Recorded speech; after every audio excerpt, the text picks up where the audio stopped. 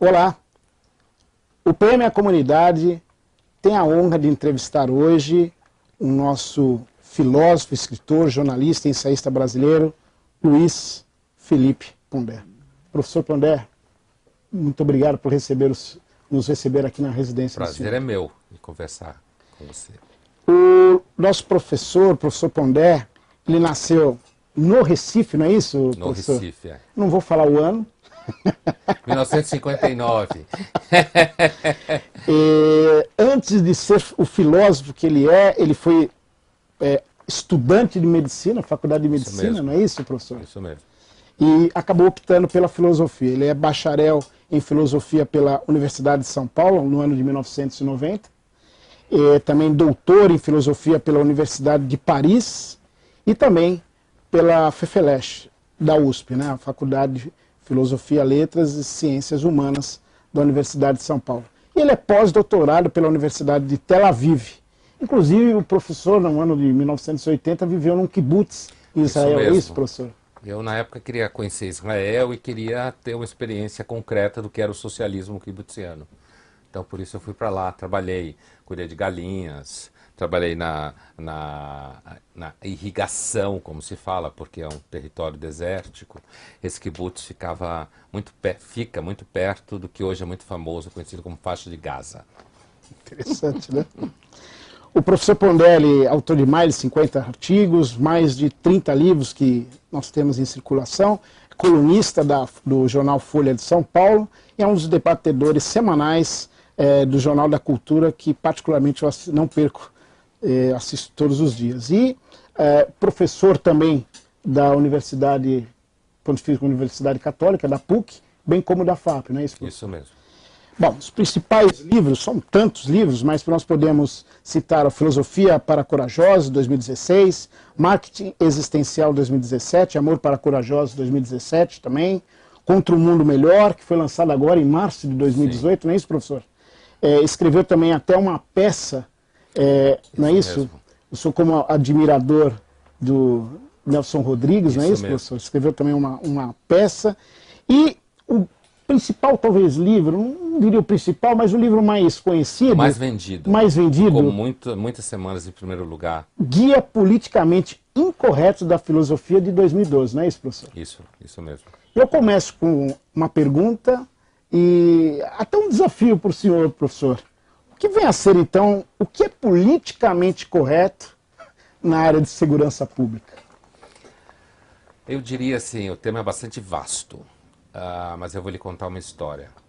Algum tempo atrás eu parei no posto de gasolina, aqui perto, e fui abastecer o carro, e o frentista olhou para mim, me reconheceu e falou assim: o senhor é daqueles professores lá que falam na TV Cultura, não sei o que. Eu falei: sou. Aí ele falou assim para mim: o senhor fala lá para os seus amigos que esse negócio de dizer que bandido é bandido porque é pobre, que isso daí é uma falta de respeito, hein? A maior parte de nós, a gente é pobre, mas a gente é trabalhador. Quando vocês ficam falando lá que bandido é bandido porque é pobre, é como se vocês estivessem dizendo que todo mundo que é pobre é bandido. Então eu conto essa história porque ela foi significativa para mim. Primeiro porque ela mostra uma enorme... É claro que quando você está na pobreza, a vida é muito mais difícil. E que a pobreza é um problema, apesar de que a humanidade sempre foi pobre. A riqueza que é uma coisa diferente nos últimos 200 anos. Mas isso mostra um pouco a alienação que grande parte da classe intelectual vive com relação ao resto da população. E o que seria politicamente correto de segurança pública nessa história? É dizer, por exemplo, de cara, que alguém vai para o crime porque é pobre. Porque você é pobre, você vai para o crime. Quando, na verdade, existem muitas variáveis que têm a ver com caráter, tem a ver com criação, tem a ver com presença de família ou não na lida com essas crianças, que depois viram adolescentes e adultos. Então, você remeter a pobreza como a principal causa ou a causa determinante para alguém ter uma vida fora da lei, virar um criminoso, bandido, alguma coisa assim, é uma ideia politicamente correta. Por quê? Porque ela esvazia a responsabilidade das pessoas e ela coloca a responsabilidade na sociedade. A ponto de uma vez eu escutei uma pessoa que tinha sido sequestrada, esses sequestros relâmpagos, e ela dizia que ela achava que ela era a culpada e o bandido era a vítima. Existe até chamada Síndrome de Estocolmo, que nós policiais trabalhamos a respeito. Isso aí, é. Então, e ela dizia porque ele é vítima, porque ele virou sequestrador, porque ele é vítima social. Então, eu acho que essa é uma primeira questão do politicamente correto no âmbito da segurança pública. É você ter um entendimento em que você esvazia a responsabilidade moral do sujeito sobre os seus atos. Uma outra coisa que eu acho que é tipicamente politicamente correto, né? E o politicamente correto é uma forma de você não discutir os problemas a sério, partindo de certos pressupostos a priori, que estão sempre produzindo vítimas, que você identifica como aquelas que têm todos os direitos, e os outros que não têm direito nenhum. Eu acho que uma outra temática típica do politicamente correto em segurança pública é entender que os policiais são parte de uma força opressora, quando na realidade, se você pensar em termos sociais, a maior parte dos policiais está perto da classe social mais vulnerável economicamente, enquanto que grande parte daqueles que vão para a rua, manifestações, estudantes em geral, ou intelectuais em geral, estão muito mais perto da elite econômica. Então você tem uma inversão aí da percepção do lugar social que ocupa o policial. É claro que vai se dizer que o policial representa a ordem do Estado, o monopólio legítimo da violência, e representa mesmo, porque se você tirar a organização do monopólio legítimo da violência, a sociedade vira um caos. Então, sem policial, todo mundo fica pedindo policial. Então existe uma hipocrisia, eu sei que o senhor gosta dessa palavra, Sim. até para poder esclarecer, hipocrisia nesse aspecto de segurança pública, do politicamente correto? O politicamente correto, ele não nasceu para ser hipócrita, ele nasceu como a tentativa de você chamar atenção para o fato que você tem, então, a partir dos anos 70, grupos sociais que frequentam espaços públicos que antes não frequentavam, nos Estados Unidos, como no caso de negros e mulheres, depois isso ampliado para hispânicos, gays e tudo mais. Ele nasceu com essa ideia de você quase que ensinar a educação doméstica para as pessoas, chamando a atenção que você, então, quando tem mulheres no trabalho, você não deve fazer piadas grosseiras envolvendo mulheres ou qualquer grupo social que seja, e ele se transformou, na verdade, numa forma sistemática de hipocrisia, de censura, de destruição de carreira nas universidades e constrangimento do pensamento público. Porque você não pode pensar problemas que possam, de alguma forma, ser considerado preconceituoso. Então você nem toca no assunto e deixa o assunto rolar. E aí você empobrece o pensamento. Então tem muita hipocrisia nisso. Então quer dizer que, por exemplo, no Brasil hoje são em torno de 430 mil policiais militares, numa população em torno de 204 milhões de habitantes. Os policiais militares, então, são uma minoria? Não há dúvida que quantitativamente eles são minoria, né? Do ponto de vista da quantidade, eles são uma minoria. Eles são uma minoria na inserção no pensamento público. Você tem muitos poucos policiais que adentram o universo do pensamento público, da mídia ou da academia. Você tem um preconceito enorme com relação aos policiais, militares especificamente, no sentido de que eles seriam o inimigo público número 1, né? Então, você tem características, inclusive um forte pertencimento de classes economicamente mais pobres, mais vulneráveis, grupos étnicos mais próximos às classes, como negros ou pardos, alguma coisa assim, que também estão perto de classes sociais mais pobres ou vulneráveis. Então você tem vários elementos que de fato aproxima da ideia de minoria. Quantidade, inserção no pensamento público, inserção na elite econômica, participação dos aparelhos culturais e acadêmicos e uma recepção da imagem como uma recepção preconceituosa. Então existiria até um anacronismo, ou seja, uma valoração de algo que aconteceu há 50, 60, 80 anos atrás, colocando nos dias atuais. Eu acho que existe, na verdade, no Brasil, desde a ditadura e o final da ditadura no Brasil, a esquerda ela conseguiu aparelhar grande parte dos equipamentos culturais, compreendido como universidade, mídia, museus, grupos de teatro, grupos de produção audiovisual, ou seja, qualquer equipamento cultural. A esquerda, no mundo, ela perdeu politicamente, porque ela produziu regimes totalitários, ela perdeu economicamente, porque ela quebrou todos os países no qual ela se instalou, mas ela venceu na cultura. Então, isso na teoria todo mundo sabe, a teoria do Gramsci, É a teoria segundo a qual você não faz de fato uma revolução, você vai fazer uma espécie de limpeza mental, de lavagem mental nas escolas, para começo de conversa, o que existe em parte no país, no Brasil, e dessa forma você vai instalando uma mentalidade, no caso a socialista ou a comunista, você vai instalando essa mentalidade aos poucos de uma forma branda. E aí você não produz revolução, você produz hegemonia, no sentido que quando se vê a mentalidade já é hegemônica.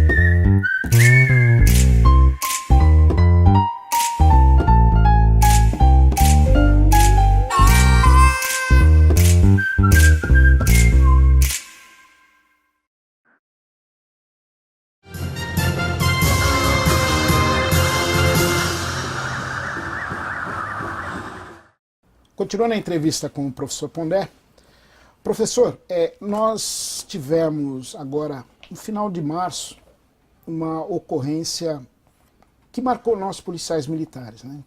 Como é que foi essa ocorrência? Um casal de policiais militares catarinenses, o sargento Marcos e a soldado Caroline, eles foram passear, estavam de férias, foram para o Rio Grande do Norte, e no momento que eles estavam num restaurante, esse restaurante foi tomado por criminosos, os criminosos descobriram que aquele casal eram policiais militares, eles tiveram que ajoelhar e, na sequência, os criminosos efetuaram 2 disparos cada um. O sargento Marcos conseguiu sobreviver, mas infelizmente a soldado Carolina ela morreu, 2 tiros no peito. Então nós temos até uma imagem da soldado Carolina. Isso não foi muito divulgado. Gostaria que o senhor avaliasse essa questão. Eu acho que aí tem 2 coisas. Primeiro tem uma coisa que assim, normalmente as pessoas são mais preocupadas com a violência contra civis, entendendo que o policial ou o soldado em guerra, ou o policial militar, ou o policial civil é alguém que na verdade é uma instituição. Então, nesse sentido, ele não é só, ele tem fé pública, nesse sentido ele não é só um civil, quer dizer, um cidadão, não um civil, nesse sentido ele não é só um cidadão, como ele é um policial e está representando o Estado. Isso, na verdade, do ponto de vista concreto do que aconteceu com eles dois nas férias, não tem nada a ver, porque eles não estavam, digamos, na linha de combate. Isso não significa que um policial na linha de combate pode morrer, mas significa que quando ele está na linha de combate é como se ele estivesse na função institucional. Ele não é uma pessoa, entre aspas. Ali ele é um agente público que é depositário de fé pública, detém o monopólio legítimo da violência, toda aquela coisa que a gente aprende quando discute em filosofia a teoria geral do Estado.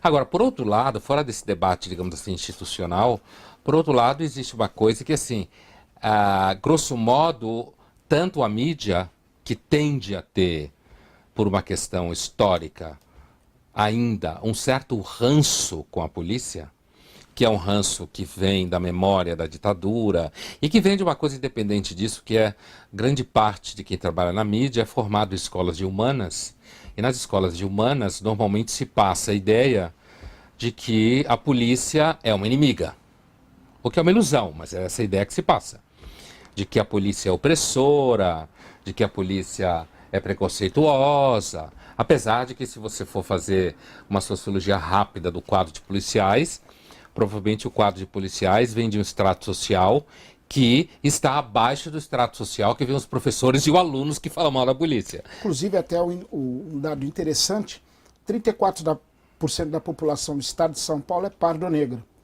35% dos policiais militares são pardos-negros. Quer dizer, ainda está um pouquinho acima da média. Então, isso é um indício do que eu estava falando, né? Quer dizer, você tem do ponto de vista de uma sociologia rápida, na verdade, quem vem da elite é a maior parte dos professores e dos alunos de humanas, e não os policiais.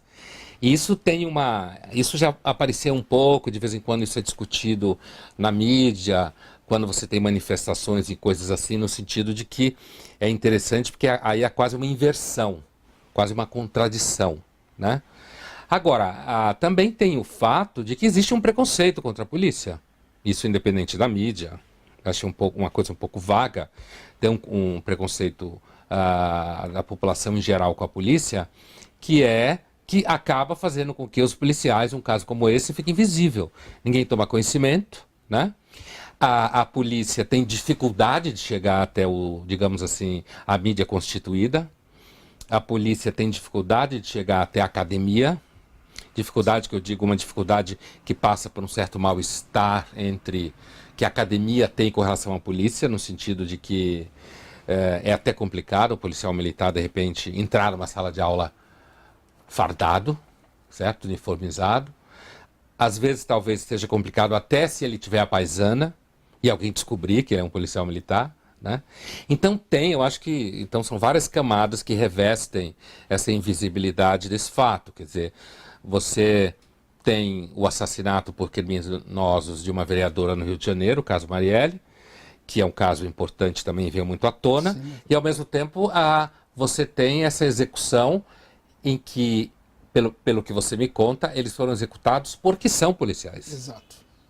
Então você tem aí, se a gente tem um conceito de feminicídio, quando você mata uma mulher porque ela é mulher, você devia ter um conceito aí que é de policicídio. Exato. Você mata alguém porque é policial, né?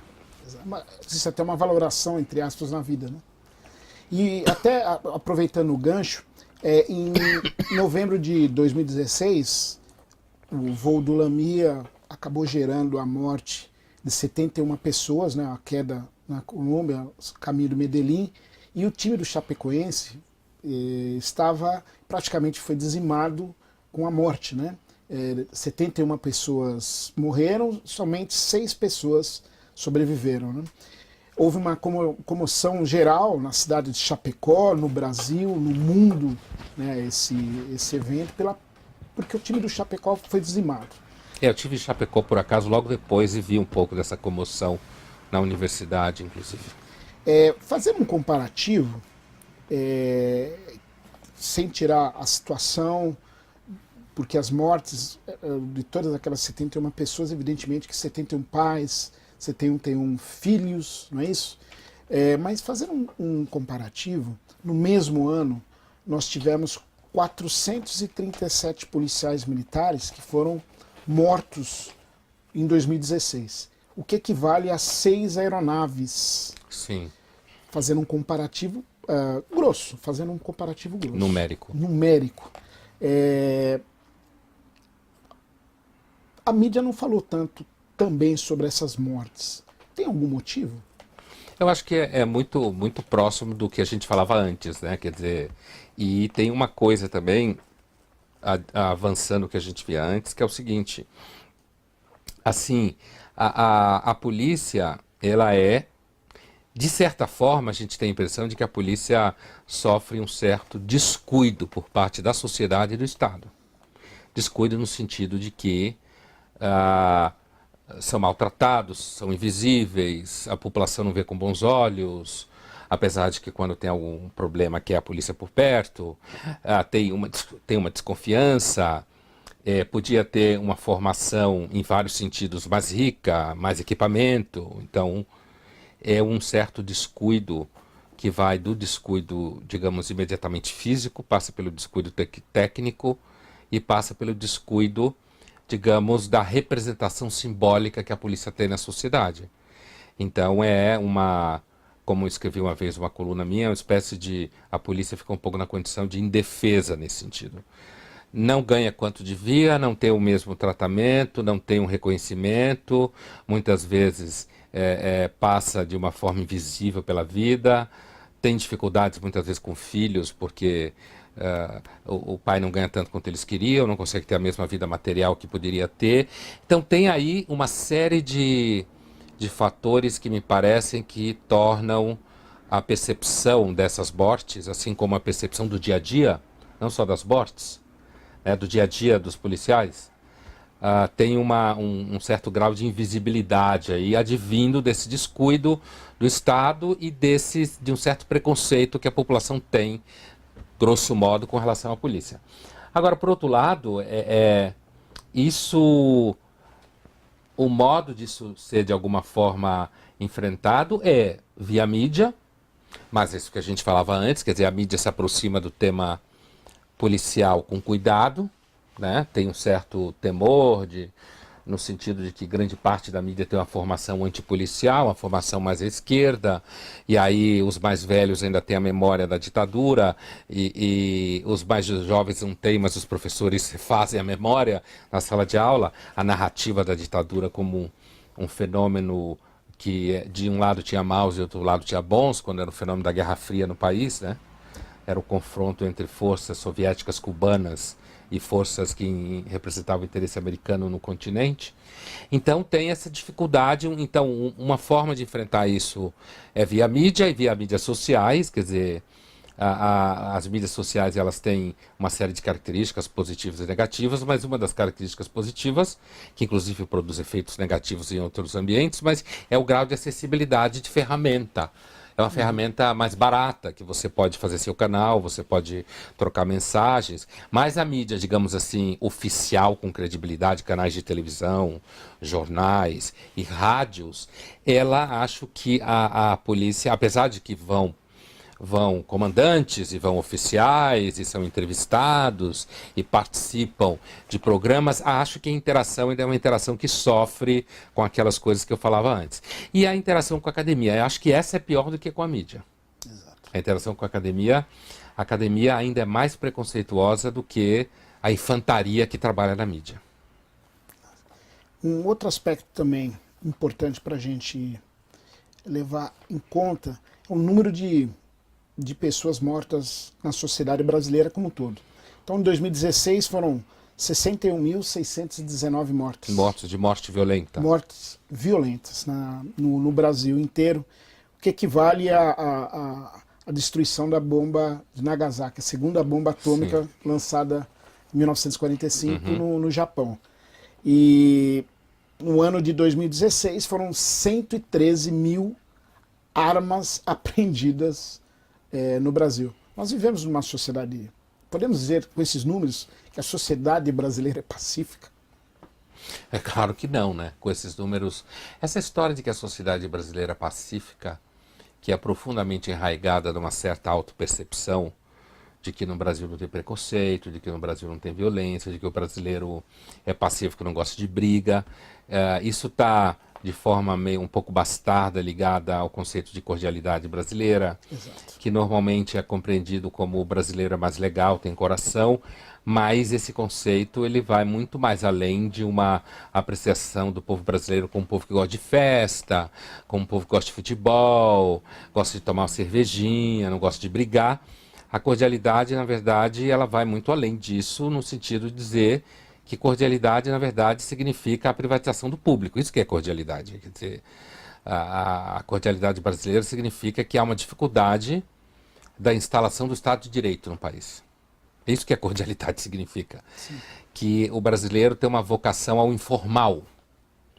O que é gostoso, de certa forma, o brasileiro tem uma forma de ser. Eu lembro uma vez eu estava numa reunião numa agência e a conta da agência, eu tinha sido contratado pela agência para atender um cliente, agência de publicidade, para atender um cliente de uma grande empresa alemã que tinha trocado de CEO, certo? Aqui no Brasil. Então o CEO estava aqui há 6 meses, tinha ficado 1 ano estudando português, sendo que estava falando português fluentemente.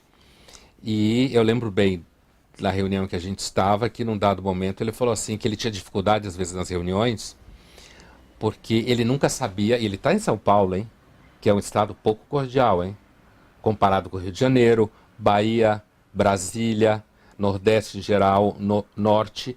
De São Paulo para baixo, a cordialidade diminui. Sim. Tanto é que aumenta o caráter formal da sociedade, né? Sim. Aumenta. O carioca é o mais informal de todos. Acho que o carioca e o baiano são os que apresentam as maiores características de cordialidade. Então esse CEO alemão dizia que às vezes na reunião ele não sabia direito o que estava acontecendo, porque os brasileiros têm um jeito de se mexer, um jeito de falar e um jeito de brincar no meio das coisas sérias que ele não conseguia ainda, apesar que ele entendia o português, ele não conseguia entender quando o brasileiro estava brincando, estava falando isso paulista, hein? Não sabia quando estava brincando, falando a sério, era uma ironia, ele não conseguia entender porque o brasileiro era muito sinuoso, né? Eu acho que é daí que advém essa imagem de que o brasileiro é legal para pegar a gringa, as gringas vêm para cá e querem transar com os brasileiros, que os brasileiros são mais divertidos, e as brasileiras são mais fáceis, né? Na verdade, o Brasil, como toda sociedade em que não há Estado de Direito, não é que não há, tem sociedades bem piores que o Brasil, mas como toda sociedade que o Estado de Direito não é plenamente instalado, ela tende a ser violenta.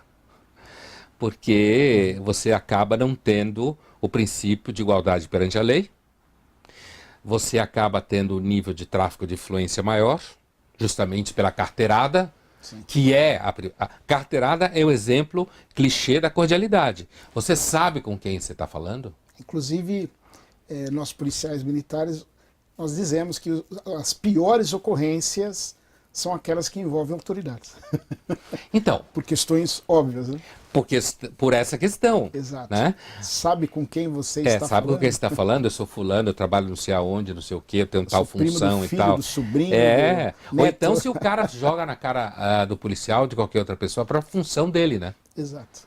Ele trabalha em algum órgão poderoso do Estado e ele joga essa função na cara do policial.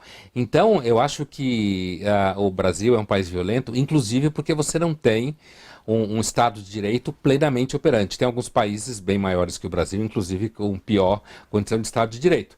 Mas aqui tem essa função, tem essa característica. Outro fato é a enorme desigualdade social que tem no país. Desigualdade social, ela acaba, em algum grau, dificultando a forma das pessoas chegarem ao serviço do Estado. Você tem uma saúde ruim, uma educação pobre, né? Você tem esgoto ruim, você tem, portanto, uma série de ferramentas quase de infraestrutura que o Estado não dá para a população e devia dar, e não dá, inclusive, porque tem muita corrupção, né? Então você tem aí fatores que, sem dúvida nenhuma, convergem para mostrar que o Brasil ele está longe de ser um país pacífico. Inclusive, o senhor tocou no aspecto corrupção. A minha geração pegou muito o assunto falando futebol. Então, todo mundo sabia os 11 titulares dos respectivos times. E da seleção brasileira nem se fala, né? Hoje, a mentalidade, pelo menos que nós temos observado, é a seguinte: as pessoas conhecem os 11 jogadores que jogam no STF. Essa é uma piada que o Mário Sérgio Cortella gosta de fazer. Já vi ele fazer várias vezes essa piada no jornal. Não, sem dúvida, né? Assim, e só que agora a seleção do STF tem sofrido também como a seleção brasileira sofre. O centroavante não presta, o técnico não sei o quê. Quer dizer, à medida que você fica sob os holofotes da mídia, os holofotes da mídia deixam você famoso e, ao mesmo tempo, você tem que andar na linha. Né? Você tem que andar na linha. Quer dizer, com as mídias sociais hoje, as pessoas que têm exposição pública ou são agentes públicos têm quase que viver quase como um monge em relação às mídias sociais. Porque você pode estar num lugar, jantando, almoçando, e alguém pode estar com um celular assim, gravando você nem sabe, né? Então você tem aí uma invasão de privacidade da ferramenta de mídias sociais enorme. Então, assim, eu acho que isso que você chama de mudança de mentalidade, né? Assim, primeiro, o futebol brasileiro, desde 2002, não dá nenhuma alegria. A seleção brasileira, eu quero dizer. Você teve um êxodo grande dos grandes jogadores para a Europa, do futebol brasileiro, um certo esvaziamento dos times em que, à medida que o jogador ia ficando melhor e já ia embora para a Europa, um certo monopólio capitalista da Europa dentro do futebol, né?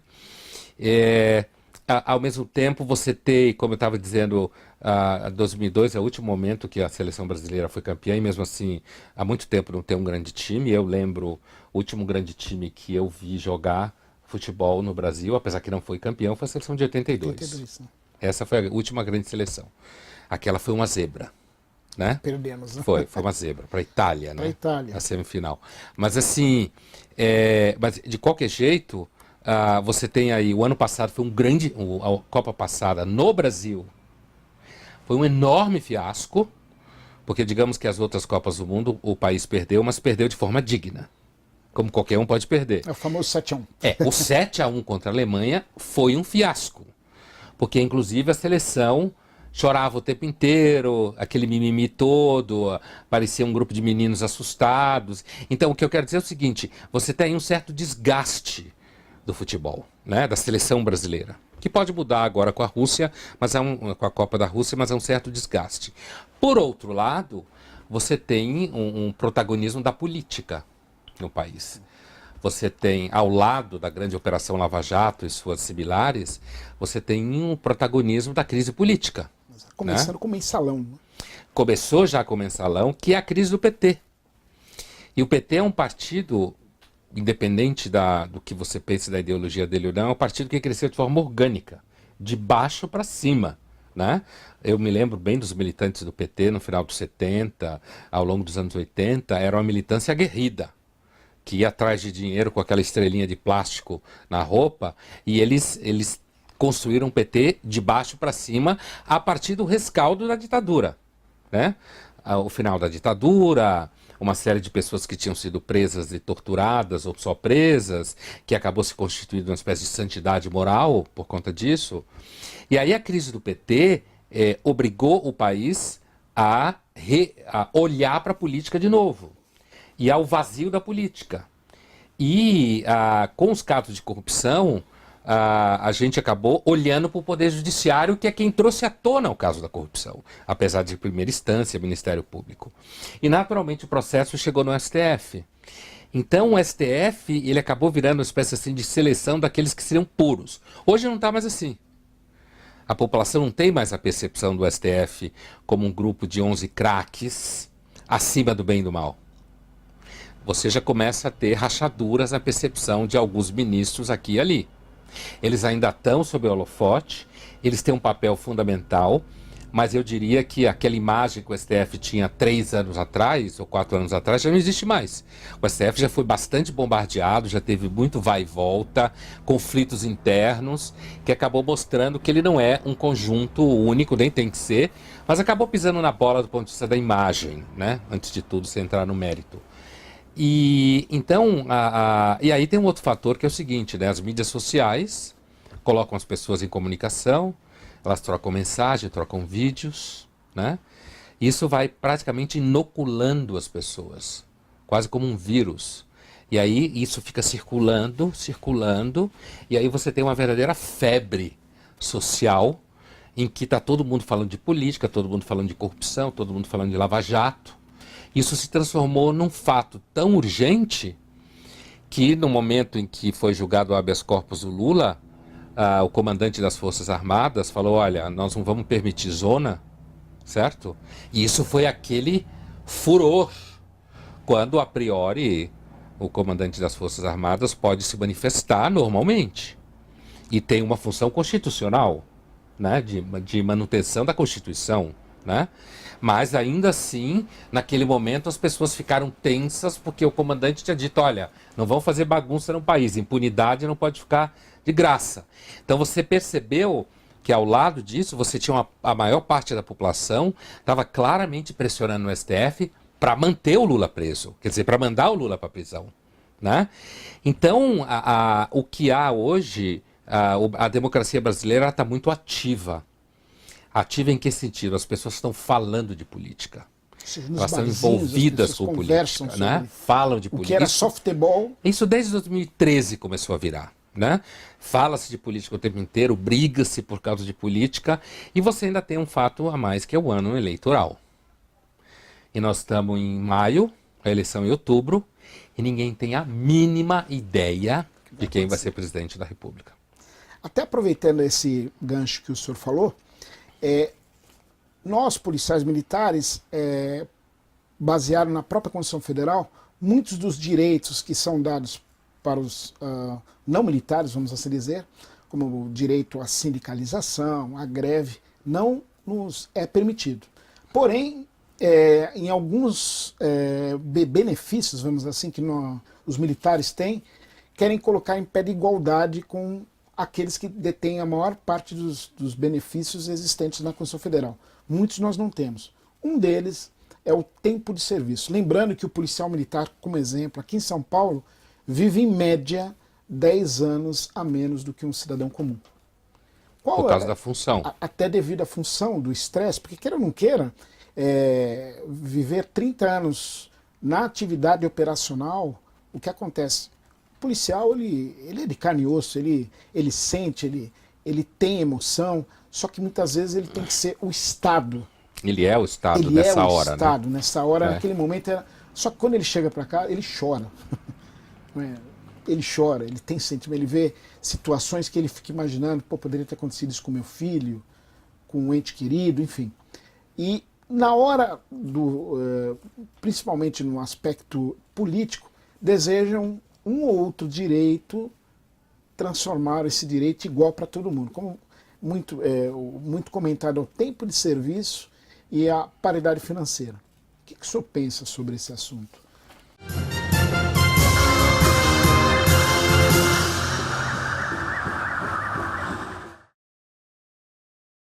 A abordagem é uma importante ferramenta policial no combate ao crime. Mas o que fazer quando for abordado pela polícia militar? Fique calmo, não tente fugir e colabore. Atenda às ordens do policial militar. Deixe suas mãos visíveis e não faça nenhum movimento brusco. Abordagem policial é a polícia militar cumprindo o seu dever, cuidando da sua segurança e garantindo a ordem pública.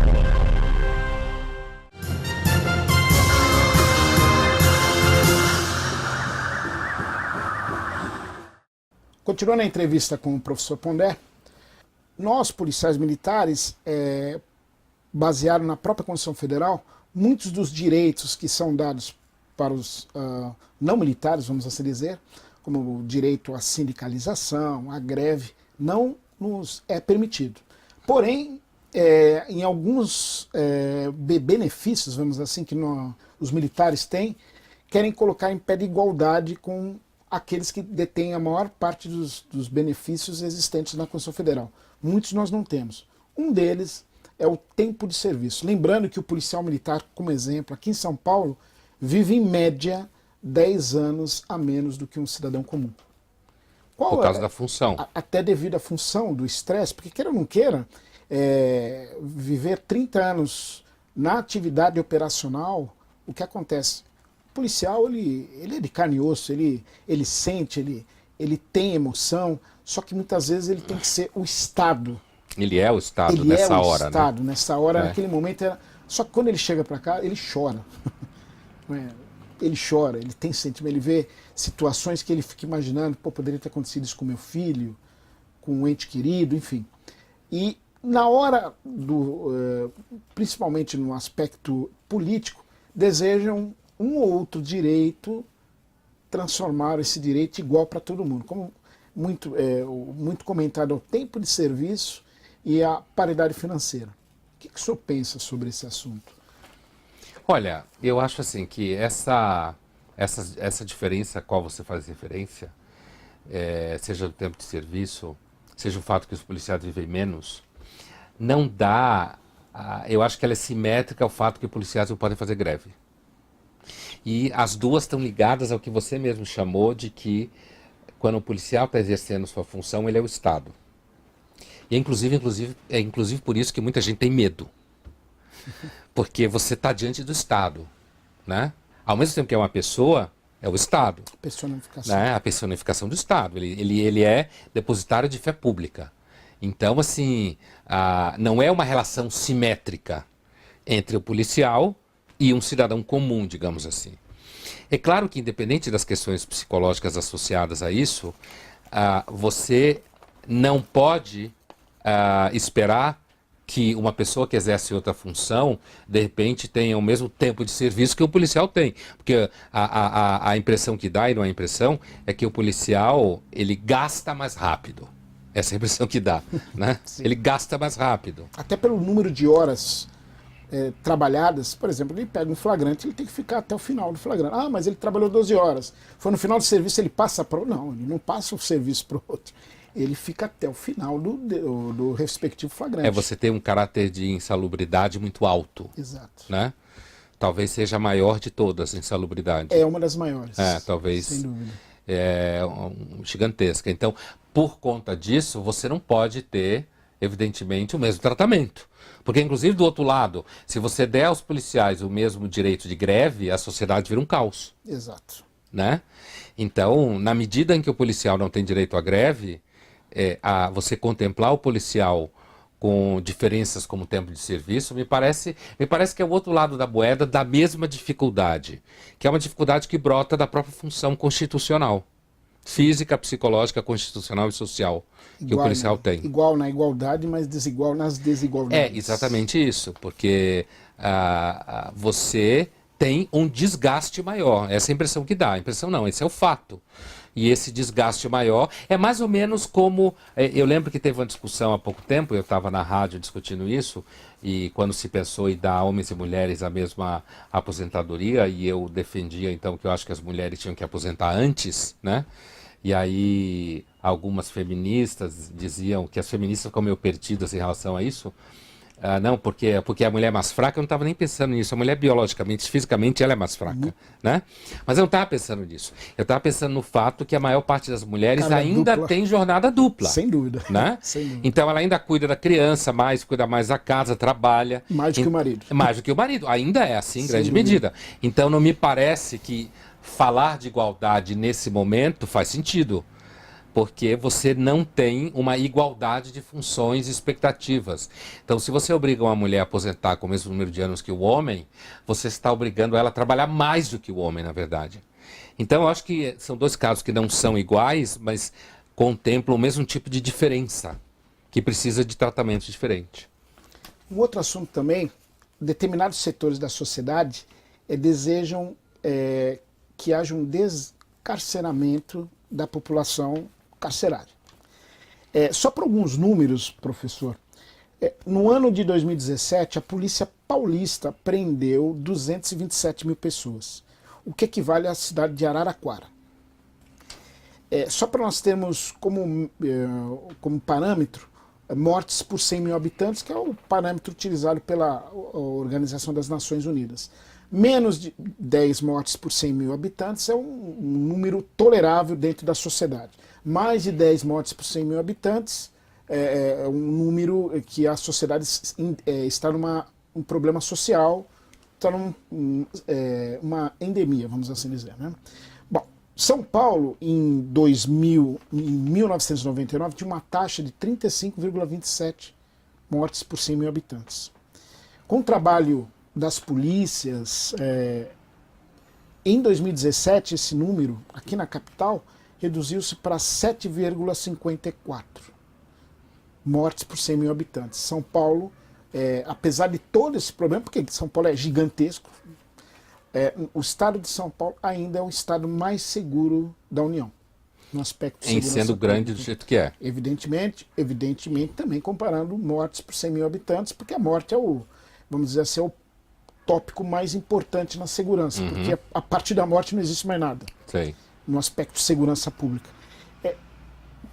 Qual o pensamento do senhor em relação a determinados setores que desejam diminuir prisões, sabendo que prendendo diretamente está, vamos assim dizer, envolvido um número de melhor qualidade de vida da sociedade. Vamos assim eu acho que esse debate, Major, ele é amplo e multifacetado. Eu já tive presente em várias discussões, inclusive na televisão, ao redor disso. Não há dúvida, inclusive o Alckmin tenta transformar isso numa plataforma para a eleição para o cargo federal de presidente, que é o fato de que São Paulo é, como você mesmo dizia, o estado relativamente mais seguro da federação. Né?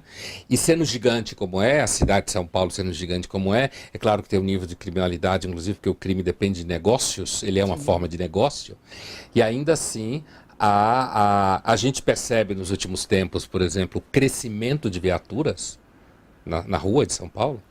É uma coisa assim que a gente olha para os lados e vê muito mais do que via, sei lá, 4 anos atrás, né? É flagrante isso daí. Né? Então, isso é uma plataforma de eleição do Alckmin seguramente, que dito de forma marqueteira, digamos, o homem que colocou o Estado de São Paulo em ordem, do ponto de vista da segurança pública, grosso modo, né? Isso é um fato, quer dizer, se você tem uma diminuição de mortes dentro do estado, dentro da cidade, é diretamente ligado à capacidade que a polícia tem de reprimir o crime. Isso é óbvio, né? É claro que, ao mesmo tempo, isso depende de trabalho de inteligência, da polícia, eu quero dizer. Inteligência no sentido técnico, né? E que a gente sabe que não é só o futuro da polícia, o futuro da sociedade inteira é inteligência. Guerra, empresa, tudo é inteligência artificial. Inclusive, quando eu falo inteligência, a manipulação de algoritmos para processamento de dados e tudo isso. E a inteligência também investigativa, né? Agora, tem uma outra coisa que, assim, você tem... outro dia eu estava vendo os dados do estado do Amazonas, se não me engano, o Amazonas, que você tinha um número de presos que não tinha nem chegado à primeira instância. Não eram nem condenados e estavam presos. Então, esse outro lado, ou então gente que não pagou a pensão e vai preso sem fiança, que é o único caso, me parece, no direito civil. Prisão civil é o único caso de prisão civil, né? Hoje, na prática, então, que você já prende o sujeito 3 meses sem fiança, e uma advogada me explicou, apesar que ela não é a favor disso, me explicou que é porque no momento que você prende o sujeito, o Estado tem acesso a todo o dinheiro que ele tem. Então, se ele tiver dinheiro e estiver escondendo, a prisão torna o patrimônio dele objeto do Estado. Então, o Estado pode ir lá, tirar o dinheiro dele e dar para a mãe que está com a criança, que ele não deu dinheiro. Mas, assim, eu acho que quando você tem prisão, como eu dei esse exemplo desse estado, se não me engano é Amazonas, mas talvez seja, eu acho que não é Belém, não é Pará não, acho que é Amazonas, que aparecia na matéria, que você tem um número significativo de presos que não foram nem julgados, que estão lá presos há muito tempo, isso atrapalha, inclusive, que a gente poderia chamar de boa prisão, que é a prisão competente, no sentido de você ter logística, em que você consiga manter esse sujeito preso, dar atenção para ele enquanto preso, garantir que ele fique preso,